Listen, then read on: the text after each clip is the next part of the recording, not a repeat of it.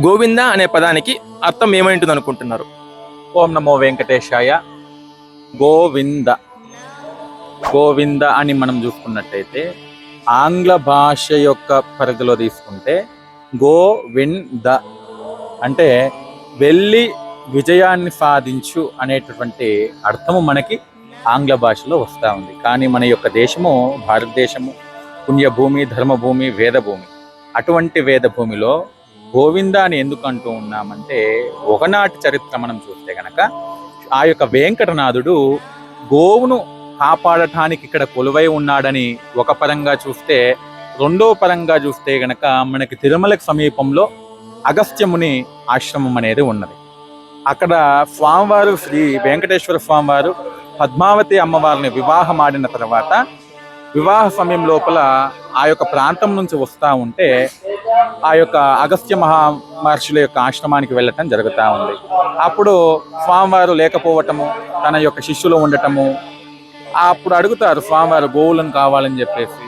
అప్పుడు స్వామివారు అగస్త్య మహాముని లేకపోవటం వల్ల స్వామివారు అలిగి వెళతా ఉంటే తిరిగి ఆశ్రమానికి అగస్త్య మహాముని వారు వచ్చాక శిష్యులు చెప్తాం జరుగుతూ ఉంది. ఎవరో వచ్చారు, దంపతులు ఇద్దరు కూడా గోవును అడిగారు అని చెప్పేసి. గోవును అడిగినప్పుడు వచ్చింది సాక్షాత్తు శ్రీమన్నారాయణుడే వెంకటేశ్వర స్వామి అనేటువంటి విషయం ఆ యొక్క శిష్యులకు తెలియదు. కాబట్టి అది ఎంత పని జరిగిందని చెప్పేసి ఆ యొక్క అగస్త్య మహాముని వెంకటేశ వెంకటేశ వెంకటేశ అంటే స్వామివారు పలకకుండా ఉలకకుండా వస్తూ ఉంటారు అన్నట్టు.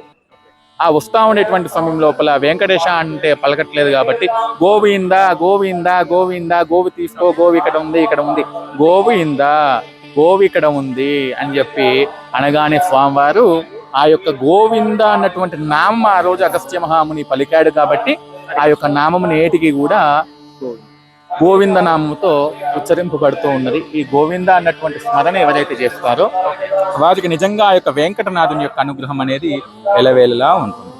నేను ఒక బుక్ లో చదివాను. ఆ బుక్ లో ఏముండిందంటే గోవింద అనే పదంలో గో అంటే స్వర్గం లేదా మోక్షం అంట, వింద అంటే ఇచ్చువాడు అంట, అంటే మోక్షం ఇచ్చువాడు అని కూడా రాసునింది అనమాట.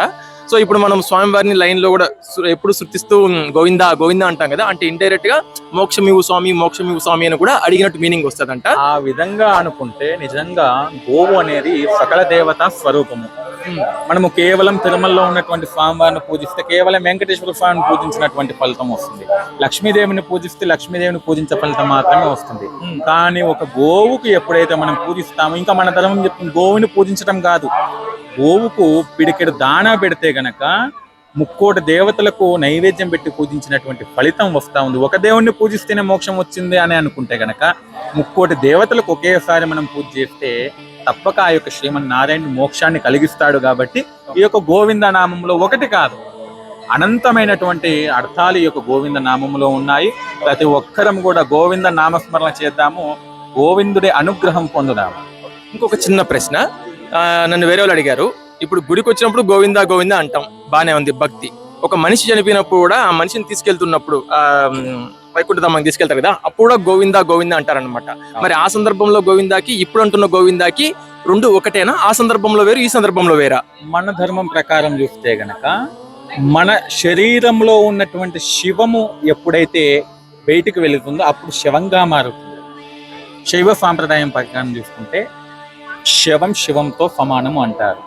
భోజనకాలే హరినామస్మరణ అని చెప్పేసి ఏ విధంగా మన ధర్మం చెప్పిందో, ఆకలిగా ఉన్నటువంటి శరీరంలోకి అన్నమయాన్ని ఏ విధంగా పంపిస్తున్నామో, ఈ యొక్క శరీరంలో ఉన్నటువంటి ప్రాణవాయువు బయటికి పోయినప్పుడు కూడా హరినామస్మరణ చేయాలి. ఆ విధంగా హరినామస్మరణ చేస్తే సాక్షాత్తు ఆ యొక్క చనిపోయినటువంటి వ్యక్తి వైకుంఠానికి వెళ్తాడనేది మన యొక్క శాస్త్ర పురాణం. కాబట్టి చనిపోయేటటువంటి సమయం లోపల కూడా మనము తులసి తీర్థం ఇచ్చి మరి చెవులో హరినామస్మరణ చేస్తారు 3 సార్లు. ఇప్పుడు మీరు చెప్పింది చూస్తుంటే ఇందాక నేను చెప్పాను కదా గోవింద అంటే మోక్షం ప్రసాదించు అని, కూడా ఒక రకంగా అట్లా కూడా మీనింగ్ వస్తుంది కదా. అంతే, తప్పకుండా గోవింద అన్నా కూడా హరినామస్మరణ, హరి అన్నా ఒకటే, అంతయు ఉన్నటువంటి వాడు హరి. కాబట్టి ఆ స్మరణ ఎక్కడ చేసినా కూడా మన ప్రహ్లాదుడు చెప్తాడు, ఇందు గలడు అందు లేడన్న సందేహం వలదు అని చెప్పేసి. ఇక్కడ అని కాదు, ఎక్కడ చూసినా కూడా ఆ యొక్క శ్రీమన్నారాయణుడు కొలువై ఉన్నాడు. అటువంటి నామస్మరణ, గోవిందుడు నామస్మరణ చేస్తే తప్పకుండా ఆ యొక్క శ్రీమన్నారాయణ యొక్క అనుగ్రహం కలుగుతుంది అన్నటువంటి ఎటువంటి సందేహం లేదు.